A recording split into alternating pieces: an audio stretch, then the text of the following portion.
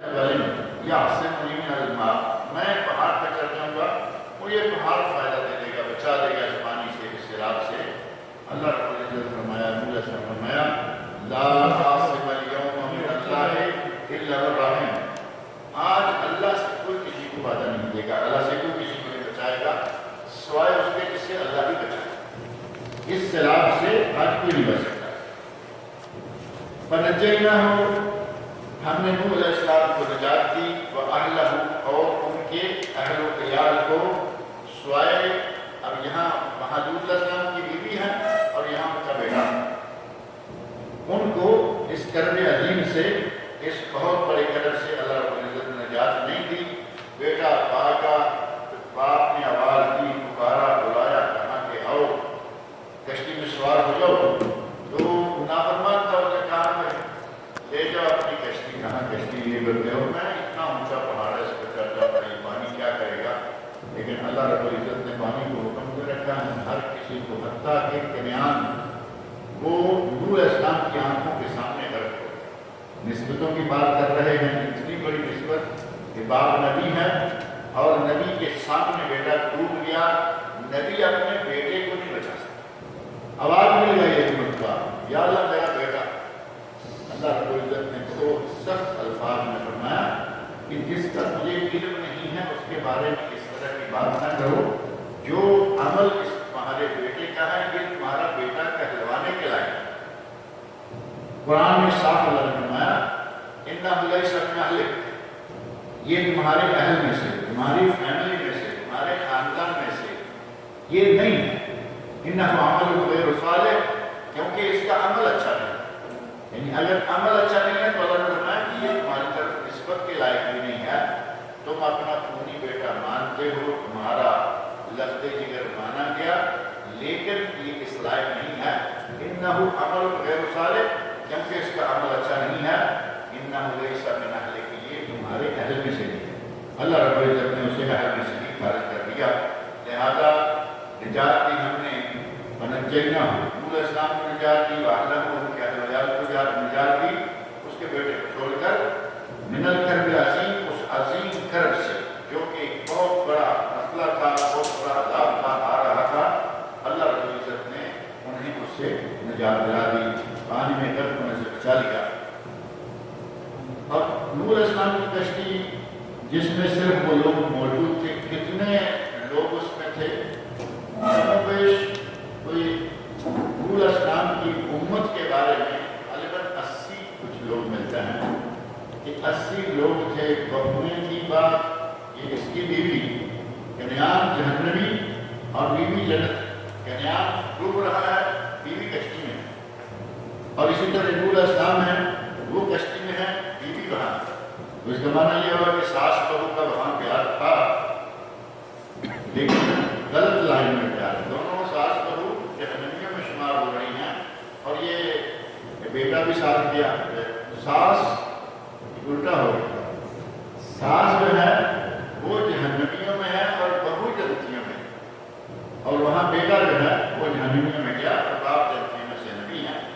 تو اللہ رب العزت نے فرمایا وَنَصَرْنَاهُ مِنَ الْقَوْمِ الَّذِينَ كَذَّبُوا بِآيَاتِنَا، ہم نے نوح علیہ السلام کی مدد کی، من القوم، اس قوم کے مقابلے میں، الذین کذبوا بآیاتنا، جنہوں نے ہماری آیات کو جھٹلایا، جس قوم نے ہماری آیات کو جھٹلایا، ہم نے تھوڑے سے نوح علیہ السلام ٹوٹل کتنے 80 آدمی مل رہے ہیں جو کشتی میں سوار ہیں، جانوروں کا ہاتھ جوڑا، پرندوں کا ہاتھ جوڑا، جو چیزیں تھیں دنیا میں، اللہ نے فرمایا جوڑا جوڑا بٹھا لو، جو تم پر ایمان لائے ان کو بٹھا لو۔ ایمان والے 80 لوگ نکلے، باقی جانور ہیں رنگ رنگ کے۔ اللہ رب العزت نے اس کشتی کے سوار جو کہتے ہیں کہ ایک تانگے کی سواری ہے، یہ امت بچ گئی اور باقی سارے کے سارے لوگوں کو اللہ نے غرق کر دیا۔ غرق کر کے فرمایا وَنَصَرْنَاهُ، ہم نے مدد کی نوح علیہ السلام، اور مدد ہو گئی، دشمنوں کو اللہ رب العزت نے مغلوب کر دیا۔ اور ان کا سبب کذبوا بآیاتنا، انہوں نے ہماری آیات کو جھٹلایا۔ انہم کانوا قوم سوء، وہ بری قوم تھی۔ اور بری قوم جو ہے نوح علیہ السلام کی، نوح علیہ السلام 9.5 900 سال دعوت دیتے رہے، سارے 900 سال اللہ کی طرف بلاتے رہے، سارے 900 سال انہوں نے لوگوں کو دعوت دی کہ اللہ کی شریعت، اللہ کی تعلیمات، اللہ کے اوامر و احکام کے تابع آ جاؤ۔ 1000 سال دعوت کے باوجود نہیں مانے اور قوم اچھی کیسے ہو سکے؟ اللہ نے فرمایا انہم کانوا قوم سوء، وہ لوگ، وہ قوم بہت بری تھی، بری قوم تھی۔ فاغرقناہم اجمعین، ہم نے ان سب کے سب کو غرق کر دیا، سارے کے سارے کو پانی میں ڈبو کر اللہ نے مار دیا۔ اللہ رب العزت جس کو جو چاہے جو حکم دے، پہلے ایک دن یہاں میں نے بات ذکر کی تھی کہ اللہ رب العزت کے احکام کی ہر چیز پابند ہے، نافرمانی کھل کھلا کے ہم کرتے ہیں۔ اللہ رب العزت کبھی نو انسان کو بھی ہدایت دے، اللہ نے جس کو جو حکم دیا وہ عین وقت پہ مانتا ہے۔ موسیٰ علیہ السلام کے زمانے میں پانی کو حکم دیا، آدھا ادھر رک جاؤ، آدھا ادھر رک جاؤ، جس کی فطرت میں بہنا اور ڈبونا ہے وہ رکا ہوا ہے، سلامتی کا راستہ دے دیا کہ نکل جاؤ،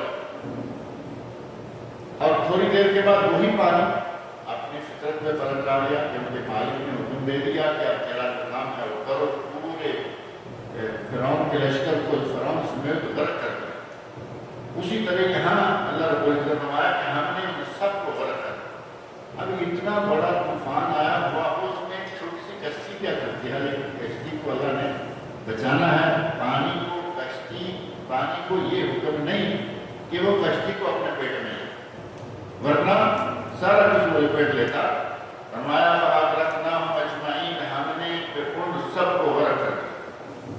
وَدَاوُودَ وَسُلَيْمَانَ إِذْ يَحْكُمَانِ فِي الْحَرْثِ، اور داؤد اور سلیمان علیہ السلام، فرمایا کہ ان دونوں کے واقعہ کو بھی ذہن میں لاؤ، اس کو بھی یاد کرو، جب کہ وہ فیصلہ کر رہے تھے اِذْ يَحْكُمَانِ فِي الْحَرْثِ، کھیتی کے بارے میں، اِذْ نَفَشَتْ فِيهِ غَنَمُ الْقَوْمِ، جب کہ اس کھیتی میں ایک قوم کی بکریاں چگ گئی تھی۔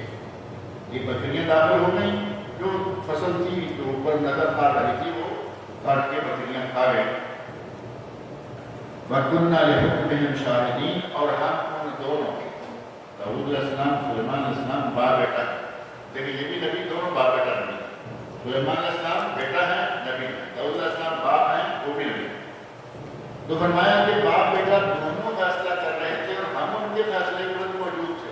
یعنی اللہ رب العزت کو دیکھتا ہے، کائنات میں کہیں کچھ بھی ہو رہا ہے اللہ رب العزت کی نگاہ میں ہے، کائنات میں کہیں کچھ بھی کرتا ہے تو اپنی قدرت کے ساتھ ہر جگہ کچھ بھی کر سکتا ہے۔ تو فرمایا کہ ہم ان کے فیصلے میں موجود تھے، یعنی ہمارا علم و قدرت وہاں موجود تھا کہ وہ کیا کر رہے ہیں۔ فَفَحَمْنَاهَا سُلَيْمَانَ، ہم نے اس جھگڑے کا صحیح فیصلہ سلیمان علیہ السلام کو سکھلا دیا، سمجھا دیا سلیمان کو۔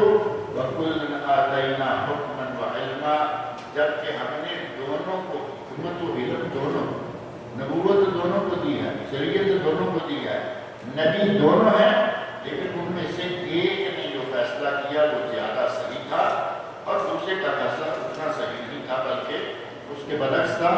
وَسَخَّرْنَا، اب یہ فیصلہ اور یہ جھگڑا کیا تھا، تفسیر کی کتابوں میں اس کی تفسیر موجود ہے۔ ایک آدمی کی کھیتی ہے، دوسرے کی بکریاں ہیں، بکریاں کھیتی میں جانے گئی، اور بکریوں کے بارے میں معلوم ہے کہ وہ چرواہے کے قابو میں نہیں رہے۔ بکری جو ہے وہ بڑا تیز جانور ہے، بھیڑ مہنگا جو چھوٹا جانور ہے وہ شریف سا ہوتا ہے، ویسا سا ہوتا ہے، لیکن بکری شریف نہیں ہوتی، وہ بہت تیز ہوتی ہے۔ بکریوں کو چرانے والا آدمی خوب ماہر ہو جاتا ہے۔ یہی وجہ ہے کہ اللہ رب العزت نے تمام انبیاء کو بکریاں چرانے پر بھی لگایا، پہلے وہ بکریاں چراتے رہے، تاکہ ہمارے نبی صلی اللہ علیہ وسلم نے بھی بکریاں چرائیں۔ وہ ایک واقعہ بڑا معروف ہے، قیمت نے ذکر کیا ہے کہ آپ کسی غزوہ سے واپس آ رہے ہیں، راستے میں کہیں جنگل میں پڑاؤ کیا، رکے، تو صحابہ کرام اس وقت رسد اور خوراک اور غذائیں جو آج فوجیوں کو دی جا رہی ہیں اتنی کہاں ہوتی تھی۔ آج فوجی کا بجٹ پورے ملک سے بڑا اور ہونا چاہیے،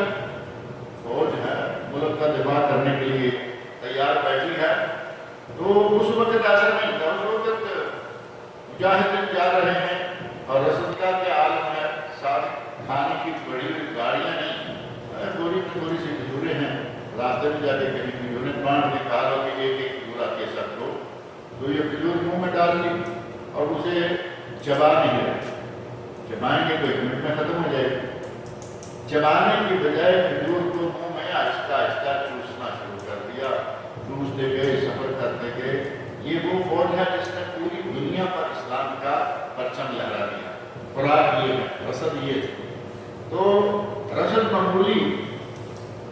اب نبی اکرم صلی اللہ علیہ وسلم کے ساتھ جب وہاں ڈیرا لگایا تو ایسا تو دیکھا دائیں بائیں جھڑ بیری، چھوٹا سا درخت جس کو چھوٹے چھوٹے بیر لگتے ہیں، ہمارے کیا کہتے ہیں بڑے بیری تو اونچی جاتی ہیں اور ایک نیچے نیچے ہی بکھرے رہتے ہیں، اس کو ملے کہتے ہیں، اور ایک آراک ہے، پیلو کا درخت، پیلو میں چھوٹے چھوٹے دانے، اس کا نام ہمارے یہاں کو پیلے کہتے ہیں، پیلو درخت ہے اردو میں، اور اس کے دانے جو ہیں وہ پیلے، پہلے وہ ہرے ہوتے ہیں اور بڑے کڑوے ہوتے ہیں، پھر وہ ذرا بڑے ہوتے ہیں، تھوڑے سے بڑے، جیسے کالی مرچی کا دانہ ہے، اس طرح چھوٹے چھوٹے دانے ہرے رہیں، پھر ان میں پیلا پن تھوڑا سرخی آئے گی، بڑے ہو کے کالے ہو گئے۔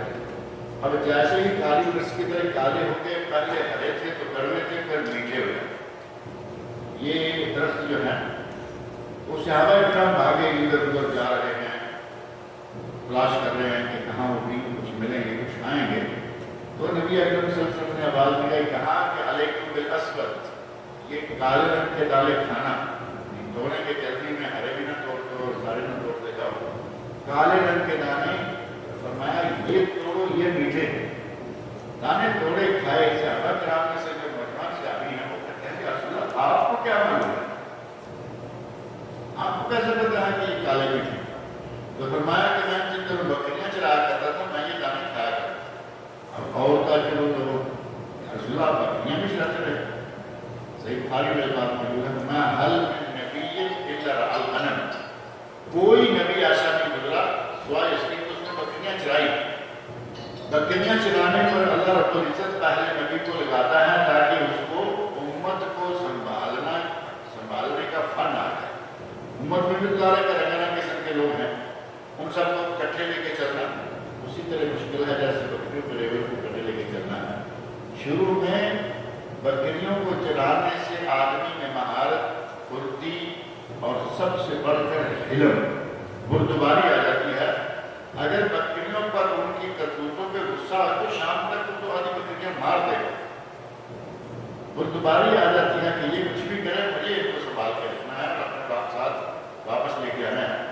انبیاء کرام کو اللہ نے یہ ڈیوٹی لگا رکھی تھی، تو بکریاں چرواہے سے بھاگی اور جا کے کھیت میں داخل ہو گئی، کھیت جا کے چٹ لیا، جو فصل جتنا خراب وہاں تھا وہ ساری کاٹ کے کھا گئی۔ اب معاملہ آ گیا حضرت داؤد علیہ السلام، سلیمان علیہ السلام دونوں کے پاس۔ داؤد علیہ السلام نبی بھی ہیں، بادشاہ بھی، حاکم بھی، اور سلیمان علیہ السلام نبی بھی ہیں، بیٹے بھی ہیں اپنے والد کے۔ فیصلہ کیا پہلے داؤد علیہ السلام نے، کہا کہ یہ بکریاں کیونکہ اس کی بیٹی چل گئی ہیں لہذا یہ بکریاں اسے دے دیتے ہیں۔ اب اگر یہ فیصلہ نافذ ہو جاتا ہے، بادشاہ ہیں وہ، فیصلہ نافذ ہو گیا تو بکریوں والا تو مارا گیا، ایک دن پوری بکریاں کیا چل گئی کہ ساری بکریاں اس کے ہاتھ سے نکل گئی، اس کو بہت نقصان ہو سکتا ہے۔ تو حضرت سلیمان علیہ السلام کہتا ہے کہ ایسے نہیں، اس کے لیے بہتر حل یہ ہے کہ جس کی کھیتی ہے اس کا نقصان ہوا ہے، یہ بکریاں اتنے عرصہ کے لیے اس کو دے دی جائیں جتنے عرصہ میں یہ فصل دوبارہ بڑھ کر جتنی تھی اتنی نہ ہو جائے، اس وقت تک بکریوں کا دودھ پینا اس کے کھاتے میں اور کھیتی کی خدمت کرنا اس کے کھاتے میں۔ اس کو بکریوں کے چرانے کا جو نقصان ہوا ہے دودھ کے ذریعے اس کا نقصان پورا ہو جائے گا، اور اس کی جو بکریاں چل گئی تھیں اب اس کو اتنی محنت پڑ جائے، سستی کی تھوڑی بہت اس نے سستی کی اور نہ وہ بکریوں کو سنبھال کے رکھا۔ اللہ رب العزت نے اپنی چراگاہ قرار دیا ہے محرمات کو، اور نبی صلی اللہ علیہ وسلم نے اشارہ فرمایا الحلال طیب والحرام بين وبينهما أمور مشتبهات لا يعلمهن كثير من الناس. حلال واضح، حرام واضح، اس کے درمیان کچھ مشتبہ یعنی مشکوک چیزیں ہیں جن کے بارے میں اکثر لوگوں کو یہ معلوم نہیں ہوتا کہ یہ حلال کی طرف جائے گا یا حرام. فرمایا فمن اتقى الشبهات فقد استبرأ لعرضه ودينه. جو شبہات سے بچ گیا اس نے اپنا دین اور عزت دونوں محفوظ کر لی. الا ان للہ حمن، کہا کہ خبردار ہو جاؤ اللہ کی بھی چراگاہ ہے. جیسے یہ چراگاہ ہے، حما کا معنی ہوتا ہے مخصوص جگہ جس میں دوسرا آدمی داخل نہیں ہو سکتا، اس کے جانور نہیں رہ سکتے. تو فرمایا کہ اس چراگاہ کے قریب بھی نہ جاؤ. اگر قریب جاؤ گے تو کبھی بھی داخل ہو جائے. بکریاں لے کے قریب جائے گا، کتنی دیر تک وہاں ڈنڈا لے کے کھڑا رہے گا؟ ادھر نہیں تو ادھر بکری بھاگے گی. ادھر سے یہ تو ایک ہے، بکری 150 ہے، کبھی بھی بکری چارے میں جا کے گھس جائے گی. تو فرمایا اللہ رب العزت نبی اکرم صلی اللہ علیہ وسلم حدیث ہے کہ اللہ کی چراگاہ اس کے محرمات ہیں. محرمات کے قریب نہ جاؤ، کہیں کسی وقت بھی تم سے یہ ارتکاب ہو جائے گا، گناہ ہو جائے گا. تو بکریاں، جس کی بکریاں تھی اسے کہا کہ آپ کھیتی باڑی، اس کھیتی کا خیال رکھو، اس کو پانی دو، اس کا خیال کرو. جب کھیتی بڑی ہو جائے گی اتنی ہو جائے گی جتنی بکریوں نے چرائی تھی. تو یہ کھیتی والے کی، اور بکریاں کھیتی والے کے پاس ہیں، وہ دودھ پی رہا ہے، چراتا بھی ہے، دودھ بھی پیتا ہے، مزے کر رہا ہے. اور جب کھیتی برابر ہو گئی تو دونوں کی چیزیں اپنی اپنی کہا کہ نقصان بھی نہ ہوا کسی کا زیادہ، اور کھیتی والے کو اس کا معاوضہ بھی مل گیا جو پہلی کھیتی اس کی خراب ہوئی تھی. یہ فیصلہ کیا حضرت سلیمان علیہ السلام نے. سلیمان علیہ السلام کے فیصلے کو پسند کیا گیا. فیصلہ اچھا تھا کہ دونوں طرف بچا بھی ہو گیا، اور جس نے نقصان کیا ہے اس کو تھوڑی سی سزا بھی مل گئی. تو اللہ نے یہ نہیں کہا کہ دونوں میں سے ایک نے غلط کیا ایک نے صحیح کیا، بلکہ فرمایا وَكُلًّا آتَيْنَا حُكْمًا وَعِلْمًا، ہم نے دونوں کو علم و حکمت دیا. یہ نہیں کہ ایک کے پاس نہیں تھا ایک کے پاس ہے، لیکن ایک طرف بہتر فیصلہ تھا، وہ فیصلہ نافذ کیا گیا. وَسَخَّرْنَا مَعَ دَاوُودَ الْجِبَالَ يُسَبِّحْنَ وَالطَّيْرَ، اور ہم نے داؤد علیہ السلام کے ساتھ پہاڑوں کو مسخر کر دیا. داؤد علیہ السلام کے ساتھ پہاڑوں کو مسخر کیا کر دیا کہ داؤد علیہ السلام جب پہاڑوں کے پاس کھڑے ہو کر اللہ کی تسبیح بیان کرتے تو پہاڑ بھی تسبیح بیان کرنے لگے. داؤد علیہ السلام جب کہتے ہیں نا سبحان اللہ، تو پہاڑ بھی سبحان اللہ کہنا شروع کر دیتے. اور ایک ہے پہاڑوں کے اندر جا کے آدمی زور سے کہے سبحان اللہ پہ ایک آواز پلٹ کے آتی ہے جس کو گونج کہا جاتا ہے. یہاں گونج مراد نہیں، تو میں ماروں کا آواز پر گونج آئے گی اور دوسرا مارے گا تاکہ وہ نبی کا تو خاصا نہ رہا.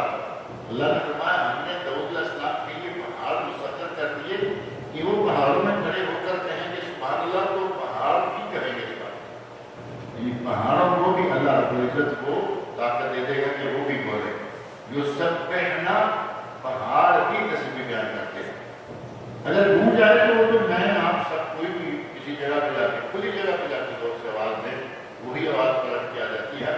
تو یہ کوئی معجزہ نہیں، یہ کوئی بڑا کام نہیں، یہ کوئی بھی کر سکتا ہے. بڑا خاص مطلب ہے کہ پہاڑوں سے آواز. اور یہی بات موسیٰ علیہ السلام کے بارے میں ملتی ہے کہ نبی اکرم سے فرماتے ہیں کہ میں دیکھ رہا ہوں موسیٰ علیہ السلام حج کرنے کے لیے آ رہے ہیں اور تلبیہ پکار رہے ہیں، اور ان کے تلبیہ پکارنے کے ساتھ پہاڑ بھی تلبیہ پکارنا شروع ہو گئے. اور حاجی اگر تلبیہ پکارتا ہے کوئی بھی حاجی، تو اللہ رب العزت جب چاہے پہاڑوں کو بھی ساتھ تلبیہ پکارنے کا حکم دے دیتا ہے. اور اگر کسی کے ساتھ پہاڑوں نے درختوں نے تلبیہ شروع کر دیا تو سمجھیں کہ اس حاجی کے اجر و ثواب کا انبار لگ گیا، ڈھیر لگ گیا. تو فرمایا وَكُلًّا آتَيْنَا حُكْمًا وَعِلْمًا، ہم نے ان دونوں داؤد علیہ السلام اور سلیمان علیہ السلام دونوں کو حکمت اور علم یعنی نبوت و شریعت عطا کی. وَسَخَّرْنَا مَعَ دَاوُودَ الْجِبَالَ، اور ہم نے داؤد علیہ السلام کے ساتھ پہاڑوں کو مسخر کر دیا. جو سب پہنا وہ تسبیح بیان کرتے تھے. وَالطَّيْرَ، اور پرندوں کو بھی ہم نے داؤد علیہ السلام کے ساتھ مسخر کر دیا. کہ جب داؤد علیہ السلام اپنی خوبصورت آواز کے ساتھ اللہ کا ذکر کرتے تو پرندے بھی ساتھ ہی اللہ کا ذکر کرنا شروع کر دیتے. لحن داؤدی تو مشہور سنا ہے نا, لحن داؤدی, مزامیر داؤد حدیث میں باقاعدہ بات کرتے ہیں. لحن داؤدی یعنی خوش آواز داؤد علیہ السلام, اور مزامیر بانسریاں یہ جو گانے بجانے کے خاطے میں آتی ہیں, داؤد علیہ السلام کی آواز میں اللہ رب العزت نے اتنی چاشنی رکھی تھی کہ ایسے لگتا کہ حتیٰ کہ جانور جو ہے پرندے, آج بھی کہتے ہیں نا کہ اگر کوئی بڑی زبردست آواز والا آدمی کچھ پڑھ رہا ہو تو پرندے رک جاتے ہیں, اس کے قریب جا کے رک جاتے ہیں سننے کے لیے. تو داؤد علیہ السلام کو اللہ نے یہ معجزہ دیا ہوا تھا کہ جب وہ تسبیح بیان کرتے, اللہ کا ذکر کرتے, ظاہر وہ گاتے تو نہیں تھے, تسبیح بیان کرتے تو پرندے بھی رک جاتے اور وہ بھی ان کے ساتھ تسبیح بیان کرنا شروع کر دیتے تھے. وَكُنَّا فَاعِلِينَ, اور یہ جو کچھ بھی ہے وہ ہم کرتے تھے, یہ جو کچھ بھی ہو رہا تھا کُنَّا ہم کرتے تھے, یعنی اللہ رب العزت کے فضل و کرم سے یہ سارا معاملہ جو ہے وہ ہوتا تھا. آگے داؤد علیہ السلام کا ذکر اور بھی تھوڑا سا ہے. داؤد علیہ السلام کا, سلیمان علیہ السلام کا, آگے ایوب علیہ السلام کا شروع ہوتا ہے, لیکن میں آج چونکہ ہمارے پاس ٹائم ذرا کم ہے, تھوڑا سا کوئی آیت کو اس میں پڑھ لیتے ہیں. اللہ رب العزت مجھے اور آپ سب لوگوں کو قرآن کے لیے پڑھنے سننے سمجھنے اس کے احکام پر بھی ضروری ہے. بسم اللہ والصلاۃ والسلام علی رسول اللہ وعلى آله وصحبه أجمعين ومن تبعهم بإحسان إلى يوم الدين. أما بعد, فأعوذ بالله السميع العليم من الشيطان الرجيم. وقضى ربك ألا تعبدوا إلا إياه وبالوالدين إحسانا. گزشتہ درس میں یہ بات چل رہی تھی کہ صرف اللہ رب العزت کی عبادت کرنا ہی واجب ہے, اور ساتھ ہی دشمنوں پر غلبہ حاصل کرنے کے اسباب کیا ہیں. اللہ کے دشمنوں, دین کے دشمنوں, ان پر غلبہ حاصل کرنے کا یہ اسباب کون کون سے ہیں. اور اس سلسلے میں سب سے پہلی بات یہ آئی کہ انسان مکلف ہے عبادت میں, اور انسان کی تخلیق کا اصل سبب ہی عبادت ہے. وما خلقت الجن والانس الا لیعبدون, ہم نے جنوں اس کو پیدا ہی عبادت کے لیے کیا ہے. اور عبادت کی مختلف اقسام کا تذکرہ, نماز, روزہ, زکوٰۃ, حج, رکوع, سجود, دعا, قربانی, نذر, خوف, امید, استغاثہ کرنا, مدد مانگنا, پناہ مانگنا, دعا مانگنا, اور عبادت کی دیگر بہت ساری اقسام ہیں. ان میں سے بعض چیزیں تو ایسی ہیں کہ ہم جنہیں شاید عبادت سمجھتے ہی نہیں, اس لیے کہیں بھی وہ کر گزرتے ہیں. رکوع عبادت ہے. اب کسی کے سامنے آدمی جھک جائے جا کے, اس کا معنی یہ ہو کہ اللہ کے سامنے جھک گیا. ہمارے لوگوں میں آپ دیکھیں گے کہ کچھ لوگ ادب کا تقاضا سمجھتے ہوئے, مروت سمجھتے ہوئے, وطن احترام سمجھتے ہوئے, عقیدت کے طور پر جب جا کے ملیں گے تو ایسے دونوں ہاتھ بھی ہیں, اس کے گھٹنوں کے قریب جا کے سر ڈالتے ہیں. یہ رکوع ہے. رکوع کا اصل جو بھی معنی ہوتا ہے انحناء, سیدھی قامت کا آدمی جب ایسے کرے گا تو یہ رکوع ہو گیا. ذرا کہ مصنون رکوع تو پورا ہے نا حقیقت آدمی, لیکن جب تھوڑا جھکے گا تو رکوع کی شکل اختیار کر گیا. یہ صرف اللہ کے لیے ہے, اللہ کے سوا کسی کے سامنے جھکنا جائز نہیں. ہماری پارٹی بہت بڑی, اور علماء بڑے شوق سے, بڑے پیار سے چاہتے ہیں کہ لوگ ہمارے سامنے اس طرح کا سلام کریں, جبکہ یہ شرک ہے, اور جو شرک پر راضی ہوگا وہ بھی مشرک ہے. اب میرے سامنے ایک آدمی جھک رہا ہے, مجھے سکون مل رہا ہے, تو میں نے شرک کو پسند کیا, میں بھی مشرک ہو گیا. اور جو کر رہا ہے وہ تو شاید بخشا جائے کیونکہ وہ جانتا ہے, لیکن ہمارا معاملہ جو ہے وہ بڑا مشکل ہے. مولوی اور پیر جو ہیں وہ بہت سارے پکڑے جائیں گے اپنے انہیں کرتوتوں کی وجہ سے, کہ انہیں تو علم تھا کہ رکوع ہے, جھکنا ہے صرف اللہ کے سامنے. کتنے ہمارے مشہور یہ جھکتے نہیں, کٹ سکتے, جملہ ہے نا مشہور. اللہ کے مومن بندے کسی کے سامنے جھکتے نہیں, کہ اللہ کے سامنے جھکتے نہیں, کٹ جائیں گے, جھکیں گے, کیونکہ وہ صرف اللہ کے سامنے جھک جائیں. تو جھکنا ہے. اسی طرح طواف کا معاملہ ہے, تو طواف جہاں چاہیں کرنا شروع کر دیتے ہیں. مسجد نبوی میں قبر رسول کے طواف کا سلسلہ رہا، انہوں نے وہ راستہ ہی بند کر دیا، نہیں تو جب تک وہ راستہ بند نہیں ہوا لوگ اپنا کام کر لیتے، پتہ ہی نہیں چلتا تھا کہ یہ 7 چکر پورے کر دیا۔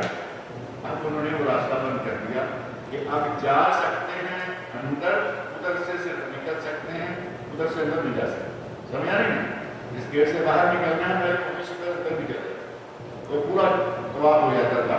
اب انہوں نے وہاں راستہ بند کر دیا، اندر نہیں جا سکتے تھا کہ تمہارا طواف اگر کہیں دور سے ہو کے آتے ہو تو آپ اپنے کو ٹیڑھا کرتے ہو تو کرتے رہو، سیدھے سیدھے طواف والا کھاتا انہوں نے بند کر دیا ہے۔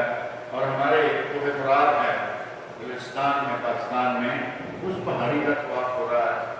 اور پچھلے دنوں غالباً کسی افریقی ممالک سے آیا تھا، باقاعدہ انہوں نے بیت اللہ بنا کے رکھا ہوا ہے، نائجیریا کوئی افریقی ممالک، اور مسلمان ملک ہے۔ عجیب بات یہ ہے مسلمان ملک ہے۔ بعد میں کچھ خبریں آئیں کہ لوگوں کو ٹریننگ دینے کے لیے احرام پہنوا کے ایک آدمی دکھا دے پوری پارٹی نے احرام پہنے ہوئے ہیں اور طواف کر رہے ہیں، یعنی انتہائی جاہلانہ کام، اور اللہ رب العزت کے بیت اللہ کی توہین کرنے کا یہ پورا انتظام انہوں نے کر دیا۔ تو ٹریننگ کا ہوش نہیں تھا، وہ تو شرک کا اڈا بن گیا اس کے پاس۔ ایران میں بھی ہوا سیم میسج، ایران میں تو خیر انہوں نے تو بنا رکھا ہے، وہ تو ان کی بدبختی ہے، وہ تو آج نہیں کب سے ایسے کام کرتے آ رہے ہیں۔ ان کی تو کوشش ہے کہ یہ بیت اللہ رہے نہ رہے، ان کا وہاں کہیں میں کوئی آیت اللہ کا مزار جو ہے وہ قائم رہے۔ تو یہ عبادت کی مختلف قسمیں ہیں، ان میں سے کسی بھی قسم کا غیر اللہ کے لیے ادا کرنا یہ شرک ہے اور یہ ناجائز ہے۔ ان کاموں کو روکنے کے لیے اللہ رب العزت نے قرآن کریم کی بہت ساری آیات میں فرمایا کہ عبادت کرو تو صرف اللہ تعالیٰ۔ مطلب یہاں ہے یا ایھا الناس اعبدوا ربکم الذی خلقکم والذین من قبلکم لعلکم تتقون۔ اے لوگو، اللہ نے یہاں ایمان والوں نے کہا، اے لوگو عبادت کرو اپنے اس رب کی الذی خلقکم، جس نے تمہیں پیدا کیا، تمہیں بنایا، تمہاری تخلیق کی، والذین من قبلکم، اور جس نے تم سے پہلے لوگوں کی تخلیق کی، لعلکم تتقون، تاکہ تم پرہیزگار بن جاؤ۔ اور دوسری جگہ فرمایا وَقَضَىٰ رَبُّكَ أَلَّا تَعْبُدُوا إِلَّا إِيَّاهُ وَبِالْوَالِدَيْنِ إِحْسَانًا۔ اللہ رب العزت نے تمہیں یہ حکم دیا ہے کہ تم عبادت کرو تو صرف اللہ کی، اور والدین کے ساتھ اس سلوک سے پیش آؤ۔ یہاں قضا یقضی کا معنی عموماً ہوتا ہے فیصلہ کرنا۔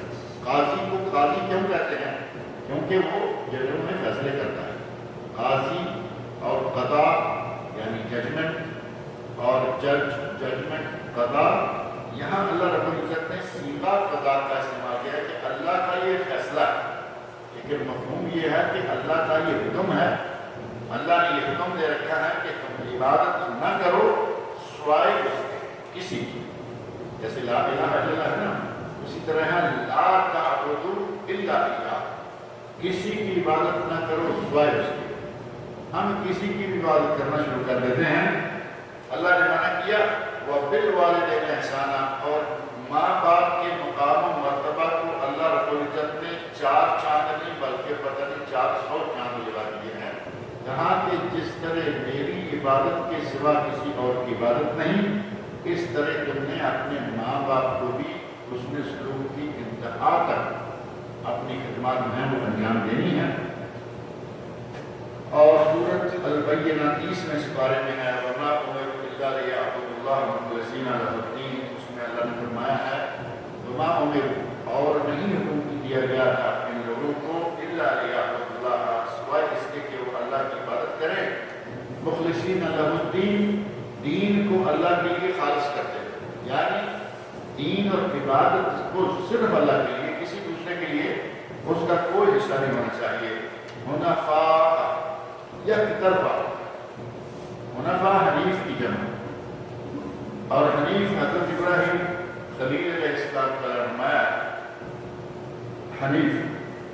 وَيُقِيمُ الصَّلَاةَ، اور نماز قائم کریں، وَيُؤْتُوا الزَّكَاةَ، اور زکوٰۃ ادا کریں، وَذَلِكَ دِینُ الْقَیِّمَةُ، اور یہ ہے دین قیم۔ یہ ہے صحیح درست اور سچا پکا دین.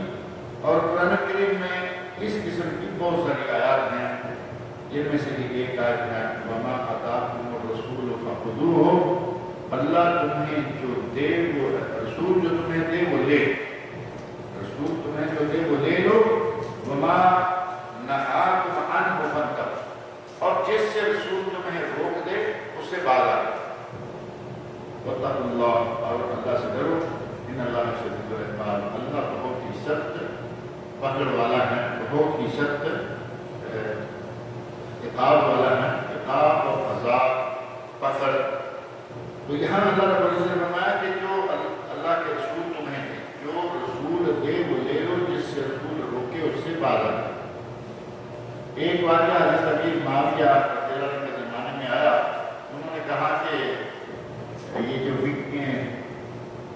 بکیں یا کچھ ایسی چیزیں اس زمانے میں بھی تھیں، ایک موقع پہ وہ کہتے ہیں کہ ان چیزوں سے اللہ رب العزت نے، اللہ کے رسول صلی اللہ علیہ وسلم نے منع کیا. کسی خاتون نے کہا، حضرت امیر معاویہ کا حضرت ابن مسعود کا واقعہ ہے، خاتون نے کہا کہ کیا یہ بات قرآن میں ہے؟ اب قرآن میں لفظ کے ساتھ وہ بات نہیں ہے. انہوں نے کہا میں قرآن سے ثابت کر سکتا ہوں. تو کیونکہ نبی اکرم صلی اللہ علیہ وسلم نے منع کیا تھا اس بات سے، انہوں نے کہا کہ تم کہہ رہی ہو کہ قرآن میں ہے یا نہیں؟ یہ بات قرآن میں ہے. کہا کہاں ہے؟ میں نے تو سارا قرآن پڑھا، کہیں نہیں ملا. انہوں نے یاد کیا وما آتاکم الرسول فخذوہ وما نہاکم عنہ فانتہوا. جو نبی دے وہ لے لو، جو جس سے منع کرے رک جاؤ. کہا رسول نے منع کیا ہے یا نہیں؟ اور رسول نے منع کیا ہے تو یہ قرآن کہہ رہا ہے. لہٰذا یہ امانت کا حکم جو ہے وہ قرآن میں بھی ہے. تو نبی اکرم صلی اللہ علیہ وسلم کا ارشاد جو ہے وہ قرآن ہی کی طرح ما ینطق عن الہویٰ. قرآن نے سورہ نجم میں فرمایا وما ینطق عن الہویٰ ان هو الا وحی یوحیٰ. میرا نبی اپنی خواہش و مرضی سے نہیں بولتا، بلکہ بولتا تب ہے جب میں اسے وحی کرتا ہوں، وہ آگے کر دیتا ہے، بتا دیتا ہے. لہذا رسول صلی اللہ علیہ وسلم کی اطاعت اللہ ہی کی اطاعت شمار ہوتی ہے. جیسا کہ اللہ نے فرمایا ہے یا ایھا الذین آمنوا اطیعوا اللہ واطیعوا الرسول. اے ایمان والو، اللہ کی، اللہ کے رسول کی اطاعت کرو. وَأُولِي الْأَمْرِ مِنکم، اور اولي الامر کی اطاعت کرو. فَإِن تَنَازَعْتُمْ فِي شَيْءٍ فَرُدُّوهُ إِلَى اللَّهِ وَالرَّسُولِ إِن كُنتُمْ تُؤْمِنُونَ بِاللَّهِ وَالْيَوْمِ الْآخِرِ ذَلِكَ خَيْرٌ وَأَحْسَنُ تَأْوِيلًا. اس آیت میں تھوڑا سا تفصیل سے کرنا ضروری ہے. لہٰذا انشاءاللہ اس کو اس میں پڑھیں گے. اللہ رب العزت مجھے اور آپ سب لوگوں کو اپنے عقائد کی اصلاح کرنے اور صحیح عقیدہ توحید کو اپنانے کی ایک سوال آیا ہے. عدت میں ہوتے وقت رمضان آیا تو اس میں آ کے اعتکاف کر سکتی ہے کیا عدت میں؟ آپ نے گھر میں اعتکاف کرنا ہے، باہر نہیں جا سکتے. گھر پہ آپ کرنے کے لیے کیا کرنا، مدینہ چل جاتی ہے، مکہ چل جاتی ہے، نہ وہ تو جائز نہیں. لیکن آپ نے گھر میں اعتکاف کرنا چاہے کوئی منع نہیں. گھر سے نکلنا بلا ضرورت منع ہے. گھر کے اندر ہوتے ہوتے جو نیک کام کر سکتی ہیں کرے، اس میں کوئی منع نہیں. جو روزہ رکھے گی شاید اعتکاف کرے گی جائز ہے، نماز پڑھے گی جائز ہے، قرآن کریم کی تلاوت کرے گی جائز ہے. اب کہے کہ میں اعتکاف کرنا ہے مکہ میں جائے، یہ جائز ہے. گھر میں کرے کوئی